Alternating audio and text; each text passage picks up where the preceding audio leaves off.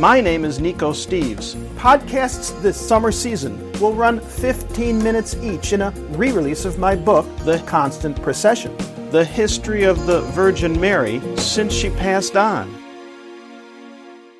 I'd like to thank you for your listening to these weekly Constant Procession podcasts, and also for purchasing plus spreading the word about my new book, The Very Fine Light, which is available in the ebook format on Amazon.com.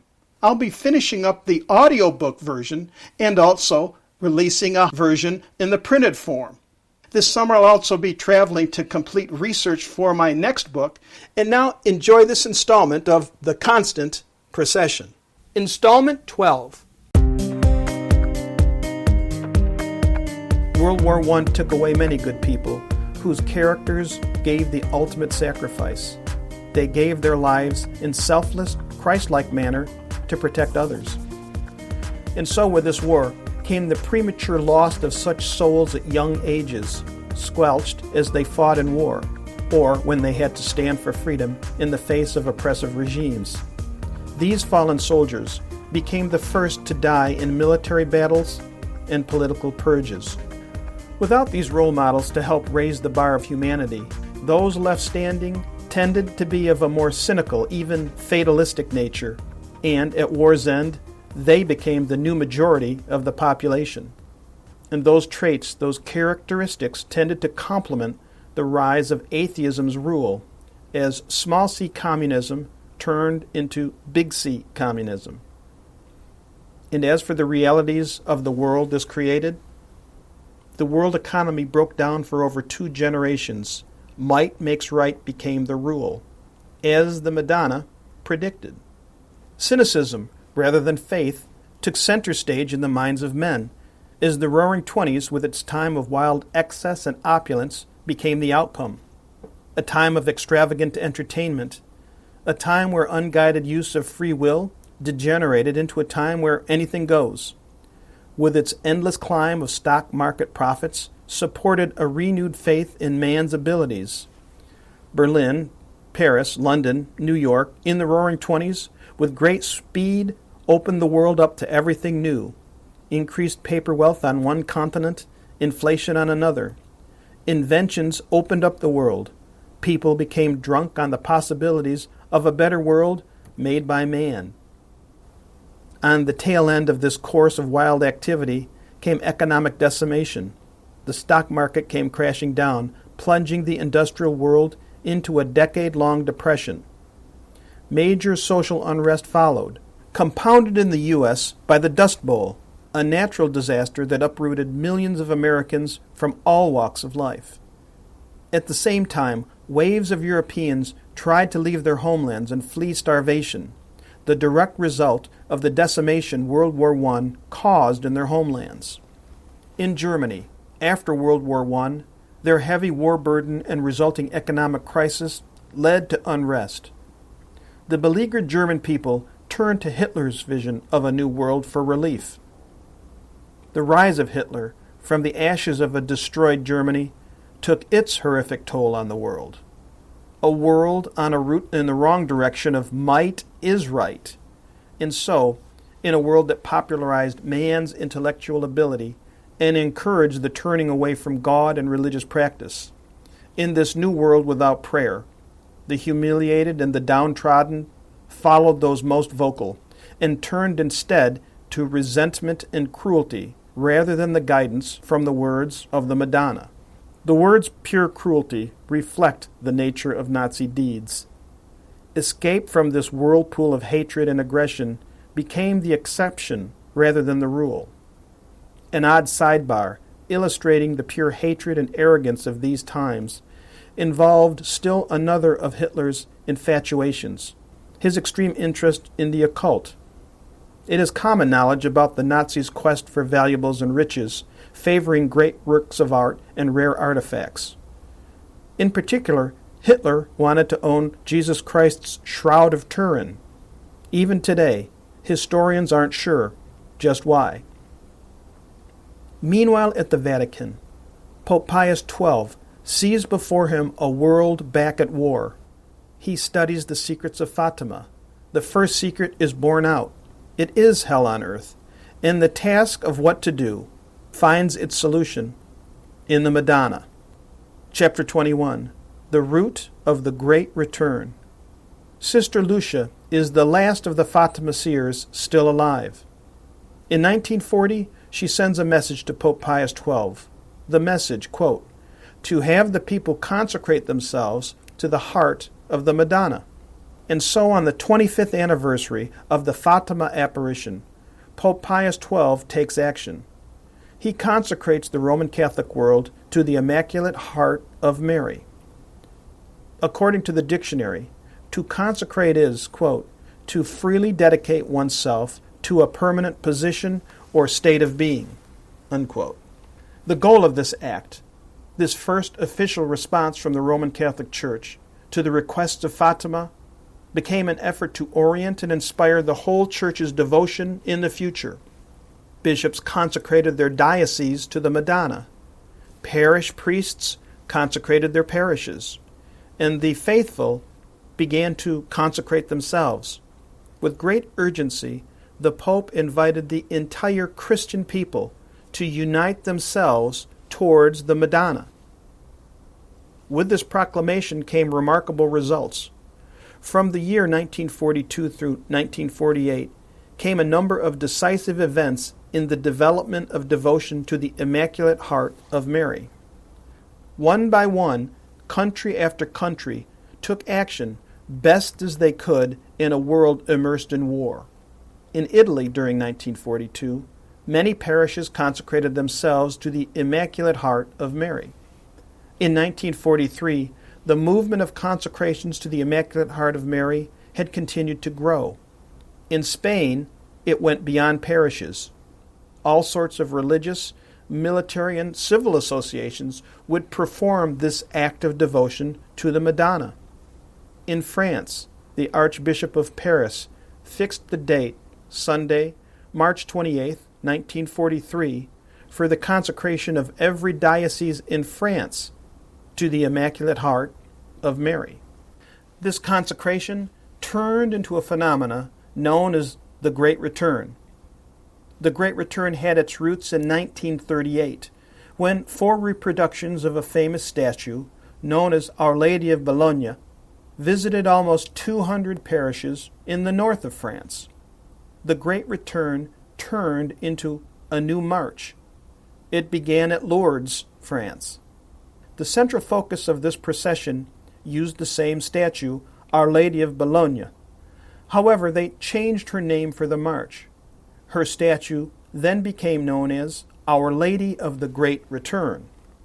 During the day, the statue of Our Lady of the Great Return would be at the head of a march on foot from parish to parish. The parades continued in summer under the sun, in the frost of fall, in winter in the snow.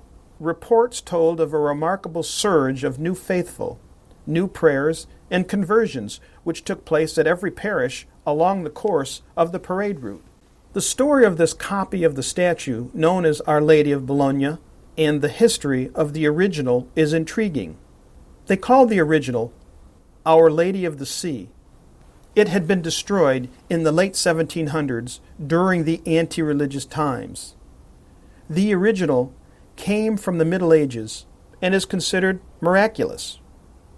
Bologna is a town on the seacoast of France. The cathedral there had been rebuilt, and like the fabled phoenix, it rose from the ashes after it had been completely destroyed during the anti-religious times. Started in 1820s by Father Heffring, who dedicated himself to this grand effort. He promised to build the main steeple, quote, as tall as a prayer. Yet the story goes back much further. In the year 636 A.D., an apparition of the Madonna appeared to the villagers in the seaside town of Bologna. Towards twilight, the people had been in their chapel worshiping, when the Madonna appeared and told the people inside to go to the river's edge, where a visitor was waiting. Amazement filled the room as they quickly ran to the river's edge, finding an empty boat, without sails, oars, or people, but on which stood a wooden statue of the Madonna, who was front and center. Her statue was about 3 feet tall, and she was holding on to a young Jesus. The atmosphere filled with an extraordinary peace, calm, and happiness. And so here in the middle of World War II, a copy of this statue found itself leading the March of the Great Return.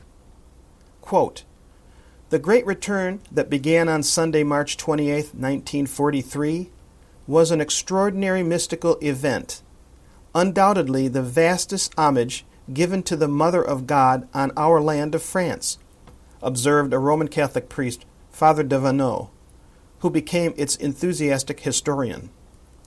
Father Devenot had been one of the organizers of this procession. In his memoirs, he chronicled the start of, quote, "Our Lady of the Great Return." The statue from an apparition in Bologna left the apparition site at Lourdes, France, after being inspired by the 25th anniversary of the apparition of Fatima. Embarking on this spiritual tour in Nazi-occupied France, as the prestigious journey began, it was intended to last for 6 months, processing along the road from Lourdes to Bartels, France. But remarkably, by word of mouth, it continued and continued on, seemingly by osmosis. It continued to several countries in Europe, and then from there on to the rest of the world. It visited over 83 dioceses of France within 5 years. The program was simple. During the daytime, the marches moved from one parish to another. In the evening, the people came and spent time around the pulpit and the confessional. Then around 10:30 p.m., there would be a great prayer vigil, many times to a filled church. At midnight, there was a Mass of Communion with a consecration to the Immaculate Heart of Mary. People signed formulas of consecration to Our Lady saying, quote, "To show my will to be more and more faithful to my God and my country, I consecrate myself to the Immaculate Heart of Mary," unquote. After Mass, compact groups remained in the church for a vigil of adoration lasting the entire night, until the departure for another parish the following day. A few hours of sleep, and in the morning everybody left. It was Lourdes every day. In several parishes of France, waves of grace seemed to flow. On the road, there was endless song and prayer for hours. Many walked barefoot, unquote. In 1963, reflecting back, Father Devenot wrote, "It is difficult after 20 years to realize to what extent an entire people rose up in enthusiasm and fervor under the fragile appearance of statues that passed by, and how the presence of the Mother of God was hidden. She was the great converter, the great missionary," unquote. In effect, the great journey of Mary, Queen and Patroness of France, across her fair domain, as Pope Pius XII said at the culmination of the trek, above all, helped gather a great return of souls to Jesus through Mary, by means of consecration to her Immaculate Heart. The missionaries who followed Our Lady over the roads of France can testify that along the paths of Mary they heard the most sincere and loyal avows. With German occupation of France and their collaborators in the Vichy French government restricting the French people, this simple act of marching an icon through the country offered no great challenge to the occupation. However, this forgotten procession, known as the Great Return, instilled what had been lost for many of the French people at the time. It gave them hope. The civil authorities showed their favor, and, in spite of the patriotic character of this innocent movement of popular piety, the German occupiers created no obstacle. Unquote. This overlooked part that the Madonna played became an enigma to the military powers of this Second World War. This endless procession of the Great Return ran counter to the self-serving fight for dominance wrought by these leaders and their loyal warriors. And so as the Allied forces struggled against the military aggression of the Nazi powers, they gained another unexpected source of strength and support from this new legion of French citizens as the Great Return Marathon continued throughout Europe, inspired and coaxed along by the surviving Fatima seer, Sister Lucia. This new spiritual strength, in combination with the approval by popular culture in the USA, who had embraced the 1941 book and 1943 Hollywood box office hit about the Lourdes apparition that had been written by an intellectual, to fulfill his pledge to the lady, helped shore up the Allies in their fight for survival at those critical times of World War II. In France, this movement did not become a major religious watershed, yet it did save France during the years 1944 through 1947 from a complete communist takeover, which had almost turned France over to the Bolshevik camp. As for the many who participated in the Great Return, they found many graces through conversion and supernatural treasures, which for them held an incalculable, eternal value. This is Nico Steves. I hope you enjoyed this installment. My new book, The Very Fine Light, is available on Amazon.com. Please feel free to contact me at nicosteves.com. That's Nikos Steves, Steves.com.